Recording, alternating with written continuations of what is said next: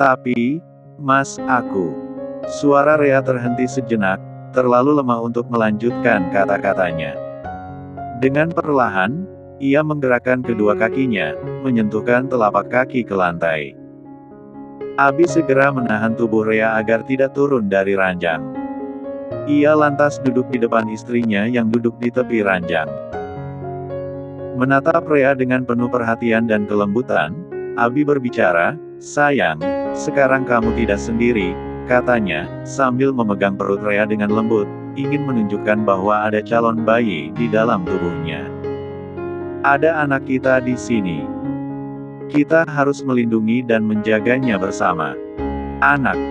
Rea terkejut, tidak menyangka bahwa ia sedang mengandung. Ia merasa terkejut sekaligus khawatir. Abi mengangguk pelan sambil menatap mata istrinya, tangannya masih memegang perut Rea yang masih rata. "Kata dokter, kamu hamil dan usianya 4 minggu. Dia masih lemah. Kalau kamu capek, lelah, dan stres, dia juga akan sakit." Abi menenangkan Rea agar lebih menerima kenyataan ini. Rea menelan ludah, meresapi kenyataan yang baru saja ia terima.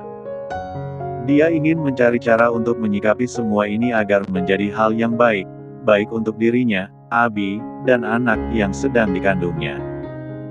"Apa aku bisa menjadi ibu yang baik untuk anak ini? Bagaimana cara merawatnya agar dia tumbuh sehat dan kuat?" Batin Rea yang merasa belum siap untuk memiliki anak, namun di saat yang sama juga merasa senang dan bahagia mendengar adanya janin di dalam perutnya. Seolah menangkap gelombang kebahagiaan itu, beberapa orang terkasih di kehidupan Rea datang mengunjunginya. Bu Donna, Tuan Edward, dan Abai datang dengan senyum lebar di wajah mereka, ikut merasakan kebahagiaan Rea yang sedang hamil. Tak ketinggalan, Nyonya Diana yang didampingi pengasuhnya dan Eliah juga datang untuk menyemangati Rea. Mereka semua masuk ke ruang inap Rea dengan ekspresi bahagia, seakan sudah tak sabar untuk menyambut kelahiran anggota keluarga baru mereka. "Abi, Rea," sahut Nyonya Diana kala melangkah masuk ke ruangan tersebut, matanya berkaca-kaca karena bahagia dan rasa syukur yang mendalam.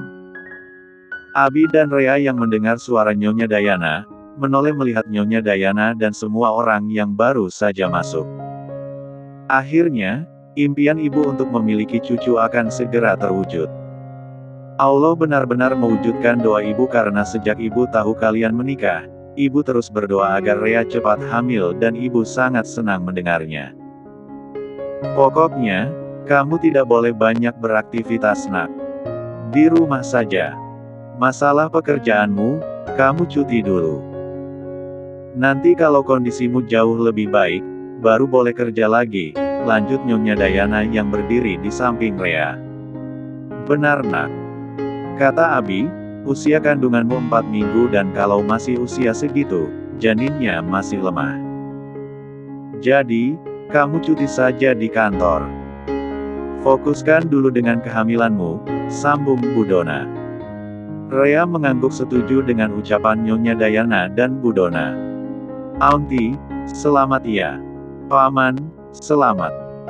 Bentar lagi Aunty dan Paman akan jadi orang tua," sahut Eliah sembari tersenyum pada Abi dan Rea. Tuan Edward dan Abai juga tampak senang dengan kehamilan Rea. "Dedi, tidak menyangka akan jadi seorang kakek nanti. Ini benar-benar kabar yang sangat mengejutkan," imbuh Tuan Edward. "Kakak juga senang soalnya akan jadi uncel," sahut Abai yang ikut bahagia mendengarnya. Mendengar ucapan selamat dari mereka, perasaan gembira dan haru bercampur di dalam hati Rea. Ia menatap tangan Nyonya Diana yang menyentuh perutnya. Namun, di balik kebahagiaan itu, Rea sadar bahwa ada tanggung jawab besar menanti dirinya sebagai seorang ibu. Ia tidak ingin mengecewakan orang-orang yang telah memberikan dukungan dan cinta kepada mereka. Pikiran tentang kecelakaan Laudia sempat membuat Rea gelisah dan khawatir. Namun, Rasa kecemasannya itu sedikit berkurang karena teralihkan oleh perasaan bahagia akan kehamilannya dan ucapan selamat dari keluarga dan teman-temannya. Semoga Laudia baik-baik saja. Ya Allah, lindungilah temanku itu, doa Rea dalam hati sambil tetap bersyukur akan berkah yang diberikannya kepada dirinya dan keluarganya. Bu Donna yang sejak tadi terus memperhatikan ekspresi anaknya, merasa bahwa ada yang dicemaskan Rea. Rea, ada apa nak? Kenapa wajahmu seperti itu? Apa yang kamu cemaskan? Tanya Bu Donna penasaran. Rea terkejut mendengar ibunya menyadari kecemasannya saat ini. Ia sampai bingung harus menjawab apa. Dia khawatir tentang temannya Bu.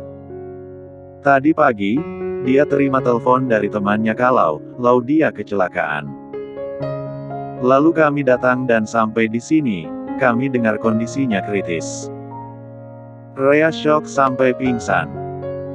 Kondisi Rea sangat lemah dan dia juga kelelahan sampai dokter pasang infus, sahut Abi menggantikan Rea bicara.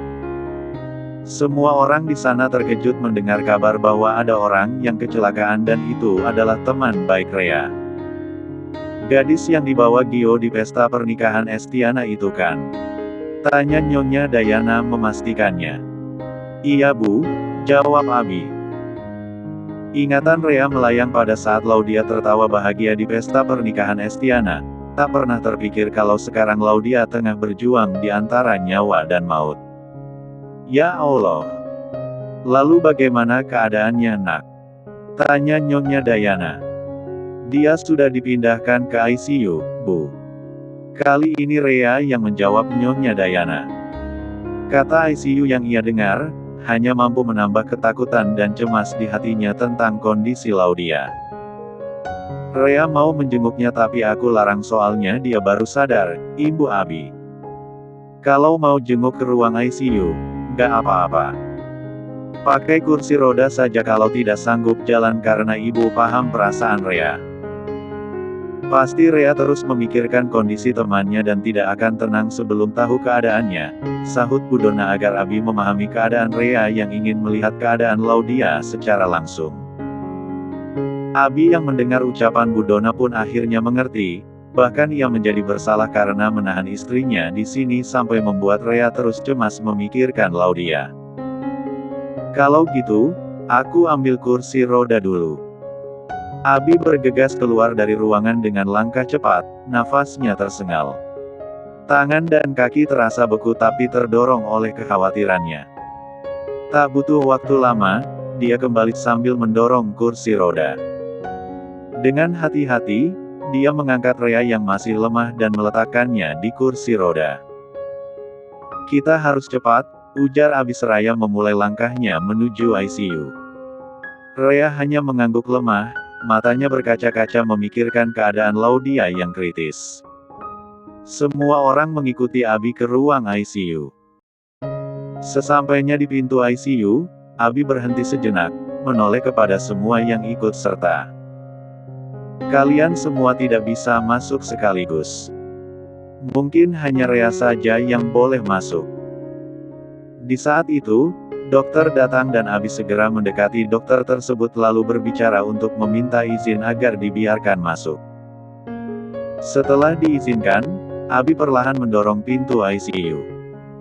Ruangan itu dipenuhi dengan bip mesin dan suara langkah kaki perawat yang sibuk.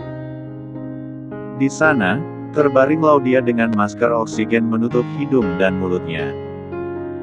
Wajahnya pucat, namun masih terlihat damai. Ada Gio dan Bu Ranti, ibu kandung Laudia. Rea, dengan mata yang semakin tidak dapat menahan air mata, memegang tangan Laudia yang terkulai di samping tempat tidur. Kamu harus kuat, Laut, bisiknya lirih. Abi dan yang lainnya menundukkan kepala, memberikan ruang bagi Rea untuk berkomunikasi dengan sahabatnya dalam kesunyian yang hanya dipecah oleh suara mesin yang berdetak. Cahaya lampu ICU yang temaram menyorot lembut pada wajah pucat Laudia yang terbaring di ranjang rumah sakit. Ruangan itu terasa begitu hening, hanya terdengar suara alat monitor yang berdetak lambat mengukur denyut jantung Laudia. Bu Ranti, dengan mata sembab, duduk di sisi kiri ranjang, memegang erat tangan Laudia yang dingin, berharap keajaiban bisa terjadi. Di sisi lain, Rea yang duduk di kursi roda, menatap nanar ke arah Laudia. Wajahnya yang biasanya ceria kini penuh kesedihan mendalam. Meskipun dia berusaha keras untuk tetap kuat, air mata terkadang tak terbendung jatuh membasahi pipinya. Dia merasa kehilangan, seolah bagian dari jiwanya tercabik melihat sahabatnya berjuang antara hidup dan mati. Sementara Gio, yang duduk di samping kanan ranjang, terlihat paling terpukul. Setiap detail wajah Laudia yang lemah itu seakan mengingatkannya pada semua kenangan yang pernah mereka bagikan bersama. Dengan tatapan sendu, dia menggenggam tangan Laudia, mengusap lembut dengan ibu jarinya. Hatinya terasa disayat-sayat melihat orang yang paling dicintainya dalam kondisi seperti ini. Di balik kesedihan itu, ada rasa takut yang mendalam akan kehilangan Laudia untuk selamanya.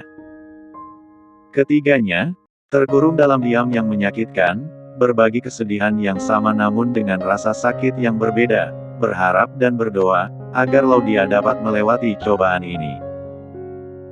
Ruang ICU bukan hanya menjadi tempat bagi perjuangan Laudia melewati masa kritisnya, tetapi juga sebagai saksi bisu atas kekuatan cinta dan persahabatan yang teruji dalam menghadapi ujian terberat dalam hidup mereka.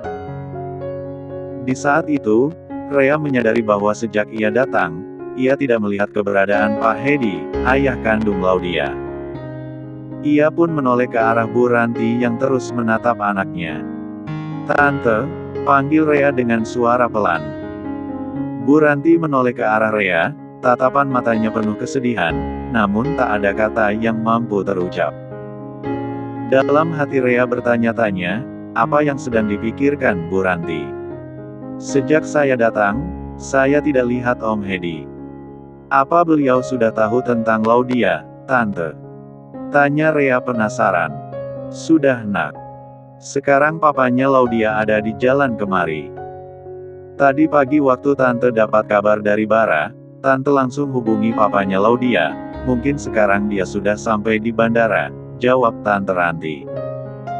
Rea merasa lega sekaligus cemas, menunggu kedatangan orang yang sangat penting untuk Laudia. Tiba-tiba, alarm tanda darurat di ruangan itu berbunyi. Garis di monitor yang semula bergerak, kini lurus, menandakan jantung Laudia berhenti. Rea, Bu Ranti, dan Gio langsung terkejut dan panik. "Gio, Laudia kenapa?" tanya Rea yang tak bisa menahan rasa ketakutannya. Tidak apa-apa. Aku akan panggil dokter." Gio mencoba menenangkan Rea meski raut wajahnya menunjukkan kepanikan, tak ingin mengatakan bahwa ada masalah dengan detak jantung Laudia. Rea mencoba untuk mengendalikan perasaan takutnya, menyadari bahwa panik tidak akan membantu Laudia dalam kondisi ini. Begitu juga dengan Bu Ranti yang memegang dadanya yang tiba-tiba sesak karena panik melihat bunyi alarm itu. Gio berlari keluar kamar untuk memanggil dokter, namun ternyata dokter sudah tiba di ruangan karena mendengar suara alarm darurat. Para dokter itu meminta semua orang untuk keluar dari ruang ICU. Akhirnya Rea, Bu Ranti, dan Gio keluar dengan perasaan takut serta khawatir, menyaksikan ekspresi serius para dokter yang menunjukkan Laudia dalam bahaya. "Apa Laudia akan baik-baik saja? Semoga para dokter bisa menyelamatkannya," batin Rea.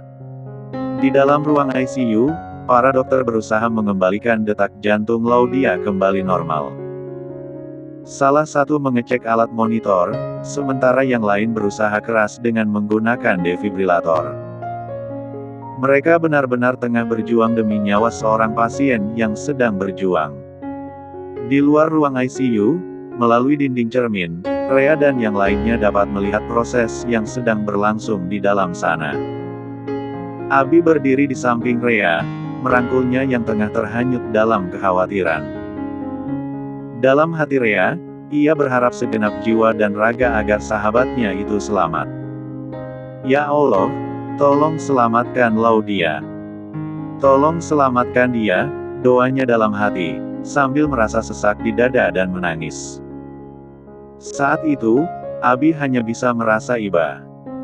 Melihat keadaan Rea, dia mengelus bahu istrinya, berusaha memberi dukungan. Tangannya menyeka air mata yang membasahi wajah istrinya, ingin mengurangi beban di hati istrinya yang penuh kecemasan. Bu Ranti juga menatap ruang ICU dengan kepala terhunus, mencoba menerima kenyataan yang tengah dihadapi anak kesayangannya. Air mata Bu Ranti mengalir deras, mengguyur pipinya yang pucat pasi. Gio, yang dengan penuh kasih merangkulnya, mencoba menenangkan dengan bisikan-bisikan halus, Laudia pasti selamat.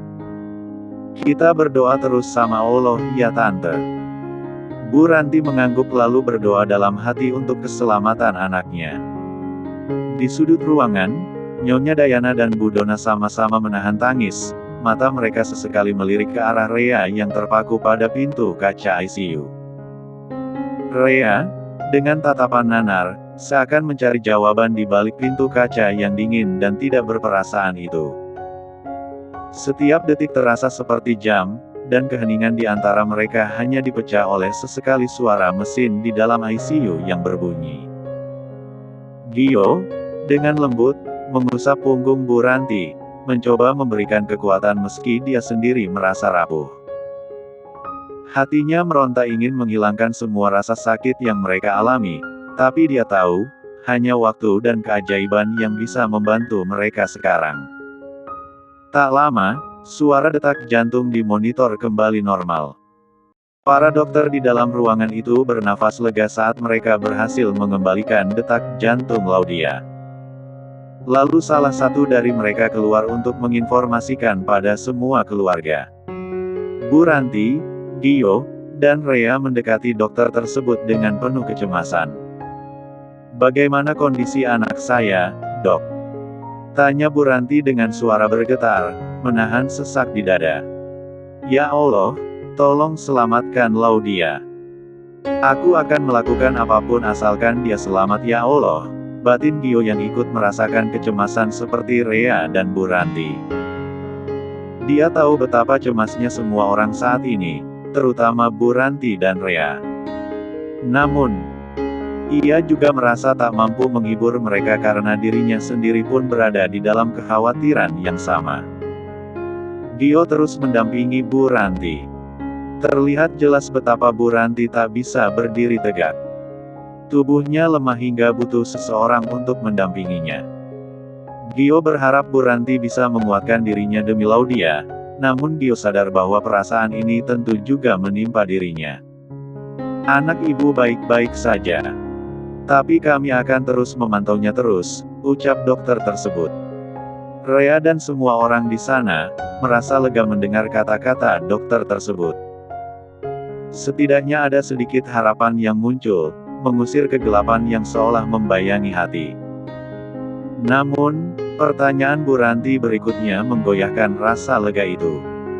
"Tapi kenapa tadi begitu Dok, seolah jantung anak saya berhenti?" tanya Bu Ranti. "Kami memang sempat kehilangan dia, Bu.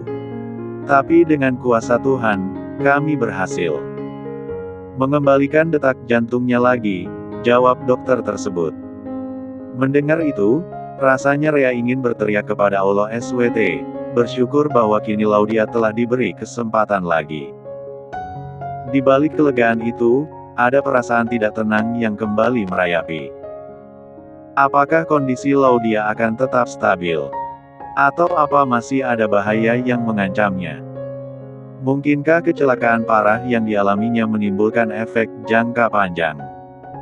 Rea tahu pertanyaan-pertanyaan ini akan terus menghantuinya sampai Laudia benar-benar pulih dan kembali menjalani kehidupan seperti biasa.